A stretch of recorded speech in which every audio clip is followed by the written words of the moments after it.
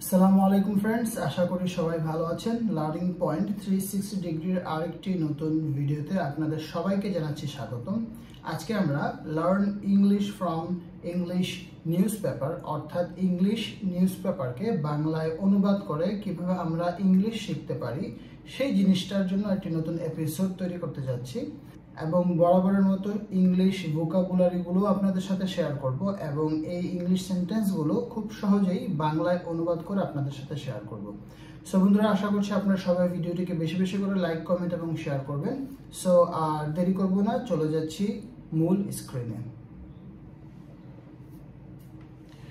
So আজকে আমরা যে নিউজটি পড়তে যাচ্ছি সেই নিউজটি হচ্ছে যে ঢাকা ট্রিবিউন নিউজ পেপারের অনলাইন পোর্টালের একটি নিউজ। যেই নিউজটি আসলে ঢাকার একটি ওয়েদার রিপোর্ট নিয়ে আলোচনা করছে, অর্থাৎ হচ্ছে যে আবহাওয়ার যে পূর্বাভাস সেটি নিয়ে আলোচনা করছে। সো এখানে বলা হচ্ছে যে Dhaka to get hotter, no rain in sight, মানে হচ্ছে যে ঢাকার তাপমাত্রা আরো বৃদ্ধি পাবে। টু গেট হটার, আমরা জানি হট মানে হচ্ছে যে আরো গরম হওয়া, বাট এইখানে বুঝাচ্ছে যে তাপমাত্রা আরো বৃদ্ধি পাবে, ঢাকার যে তাপমাত্রা সেটি আরো গরম হবে। No rain in sight, sight মানে হচ্ছে যে আপনার দৃষ্টিশক্তি বা দেখা। এখন যেটা বোঝানো হচ্ছে যে আপনার দৃষ্টিসীমার মধ্যে কোনো বৃষ্টি দেখা যাচ্ছে না, মানে হচ্ছে যে বৃষ্টি হওয়ার কোনো সম্ভাবনা নেই। সো এটি হচ্ছে যে এই নিউজটির আপনার হেডলাইন। তারপরে নিউজটিতে আরো বলা হচ্ছে যে day time and night time temperatures. So daytime and nighttime temperatures are expected to rise slightly, মানে হচ্ছে যে এই যে দিনের বেলা এবং রাতের বেলার যে টেম্পারেচার মানে হচ্ছে কিন্তু তাপমাত্রা, আর যেহেতু ডে টাইম এবং নাইট টাইম বলা হয়েছে সেজন্য এখানে এটাকে বহুবচন করা হয়েছে। আর এক্সপেক্টেড, এই জিনিসগুলোকে আশা করা হচ্ছে যে টু রাইজ স্লাইটলি, কিছুটা বাড়বে, মানে হচ্ছে যে আশা করা হচ্ছে যে দিনের বেলার এবং রাতের বেলার তাপমাত্রা উভয়ই কিছুটা বাড়বে। সো এখানে আপনার একটা ছবি দিয়ে ছবিটার ক্যাপশনে বলা হচ্ছে a man tries to cool down, একটা মানুষ ঠান্ডা হওয়ার চেষ্টা করছে বা নিজেকে ঠান্ডা করার চেষ্টা করছে।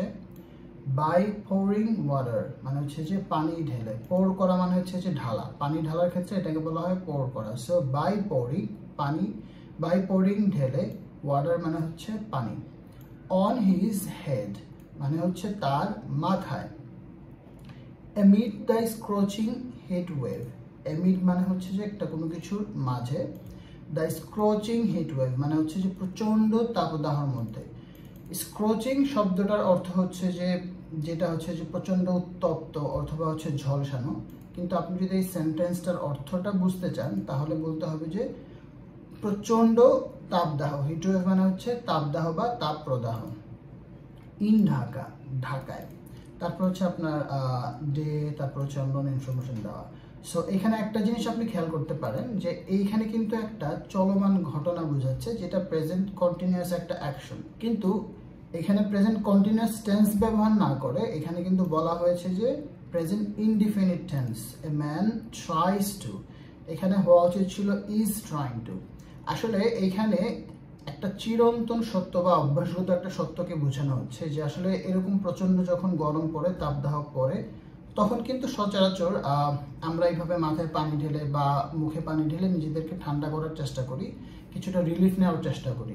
এই জন্য যে যদিও এই বিষয়টা হচ্ছে আপনার একটা প্রেজেন্ট কন্টিনিউয়াস অ্যাকশন, বাট এটার চিরন্তন বাস্তবতার কথা চিন্তা করে কিন্তু এইখানে এটাকে প্রেজেন্ট ইনডিফিনিট টেন্সে ব্যবহার করা হয়েছে এবং এটা আসলে একটা সঠিক প্রয়োগ।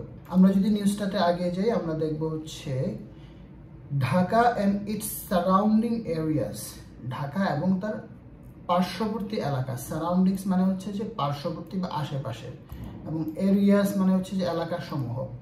আর আনলাইকলি টু এক্সপেরিয়েন্স, বলা হচ্ছে যে আর আনলাইকলি, যে জিনিসটায় সম্ভাবনা নাই, টু এক্সপেরিয়েন্স মানে হচ্ছে যে প্রত্যক্ষ করা বা অনুভব করা।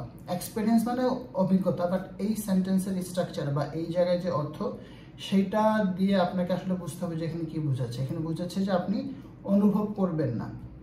ড্রাই কন্ডিশনস মানে হচ্ছে যে শুষ্ক আবহাওয়া, এখানে কন্ডিশন মানে অবস্থা, বাট এই যে সেন্টেন্স অনুযায়ী আপনাকে আসলে এটা যেহেতু ওয়েদার নিয়ে কথা বলতেছে আপনি বুঝে নেবেন যে ড্রাই কন্ডিশনস মানে হচ্ছে শুষ্ক আবহাওয়া, ডিসপাইট মানে হচ্ছে সত্ত্বেও, পার্টলি ক্লাউডি স্কাইস, পার্টলি মানে হচ্ছে যে আংশিক বা সামান্য, ক্লাউডি মানে হচ্ছে মেঘাচ্ছন্ন, স্কাইস মানে আকাশ, মানে হচ্ছে যে কিছুটা মেঘাচ্ছন্ন আকাশ থাকা সত্ত্বেও ঢাকা এবং তার আশপাশের মানুষরা যে একটা শুষ্ক আবহাওয়া অনুভব করবে বা তারা প্রত্যক্ষ করবে সেটার সম্ভাবনা কিন্তু খুবই কম।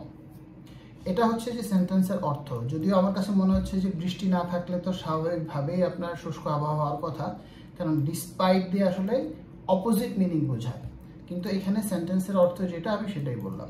According to the weather forecast, according to মানে হচ্ছে যে অনুসারে, দ্য ওয়েদার ফোরকাস্ট মানে হচ্ছে যে এই যে আবহাওয়ার যে পূর্বাভাস সেটা, আবহাওয়ার পূর্বাভাসটা অনুসারে, Sunday will feel even hotter, Sunday হচ্ছে যে বা রোববার আরও বেশি গরম পড়বে, আরও বেশি গরম অনুভূত হবে। Due to strong sunlight, due to মানে হচ্ছে কারণে, স্ট্রং সানলাইট মানে হচ্ছে যে প্রচণ্ড সূর্যের তাপ বা প্রচণ্ড রৌদ্রের কারণে। দো যদিও, সাম ক্লাউড কাভার কিছু মেঘের আবরণ, মে অ্যাপিয়ার, অ্যাপিয়ার মানে হচ্ছে যে দেখতে পাওয়া যাওয়া বা আসা, সো কিছু মেঘের আবরণ দেখা যেতে পারে, মে অ্যাপিয়ার মানে হচ্ছে যে দেখা যেতে পারে। টেম্পোরারিলি, টেম্পোরারিলি মানে হচ্ছে যে ক্ষণস্থায়ীভাবে, সো বলা হচ্ছে যে যদিও কিছু মেঘের আবরণ ক্ষণস্থায়ীভাবে দেখা যেতে পারে। There is no chance, কোনো সম্ভাবনা নেই, অফ রেইন মানে হচ্ছে বৃষ্টির, there is no chance of rain মানে হচ্ছে বৃষ্টির কোনো সম্ভাবনা নেই। And both daytime and nighttime temperatures are expected to rise slightly মানে হচ্ছে যে এবং উভয় দিনের বেলার এবং রাতের বেলার তাপমাত্রা are expected to rise slightly মানে হচ্ছে যে আশা করা যাচ্ছে সামান্যভাবে বা কিছুটা বাড়বে। ফর মানডে মানে হচ্ছে মানডের জন্য, দ্য ফোরকাস্ট সাজেস্ট মানে হচ্ছে যে পূর্বাভাস সাজেস্ট করে, সাজেস্ট শব্দটির অর্থ হচ্ছে কোনো কিছু আপনাকে মানে পরামর্শ দেওয়া, এখানে হবে যে নির্দেশ করা বা বলা। দ্য ফোরকাস্ট সাজেস্ট মানে ফোরকাস্টটা বলতেছে বা নির্দেশ করতেছে, মেইনলি ড্রাই ওয়েদার মূলত শুষ্ক আবহাওয়া, উইথ পার্টলি ক্লাউডি স্কাইস কিছুটা মেঘাচ্ছন্ন আকাশের সাথে, মানে মূলত হচ্ছে ড্রাই ওয়েদার থাকবে বা ড্রাই আবহাওয়া থাকবে কিন্তু কিছুটা মেঘাচ্ছন্ন আকাশও থাকবে। ওয়াইল ডে টাইম টেম্পারেচার্স যখন দিনের বেলার তাপমাত্রা, মে ডিক্রিজ কিছুটা কমতে পারে, স্লাইটলি, মে ডিক্রিজ স্লাইটলি মানে হচ্ছে যে কিছুটা কমতে পারে, অ্যাক্রস দ্য কান্ট্রি সারা দেশ জুড়ে। নাইট টাইম টেম্পারেচার্স রাতের বেলার তাপমাত্রা, are likely to remain unchanged, are likely মানে হচ্ছে যে এই জিনিসটা হওয়ার সম্ভাবনা রয়েছে, টু রিমেইন আনচেঞ্জড মানে অপরিবর্তিত, সো রাতের বেলার temperatures are likely to remain unchanged মানে হচ্ছে যে রাতের বেলার টেম্পারেচারটা আসলে এটা যে পরিবর্তিত হবে না এমনটাই সম্ভাবনা রয়েছে বা অপরিবর্তিত থাকারই সম্ভাবনা রয়েছে। সো আমরা আরও একটা এক্সাম্পল দিতে পারি আর লাইকলি টু দিয়ে, যে he is likely to become a successful businessman মানে হচ্ছে যে সে আসলে একজন সফল ব্যবসায়ী হওয়ার সম্ভাবনা রয়েছে। অথবা আমরা বলতে পারি যে the stock market are likely to perform better মানে হচ্ছে যে শেয়ার মার্কেটটা বা স্টক মার্কেটটা আরও ভালো করার সম্ভাবনা রয়েছে।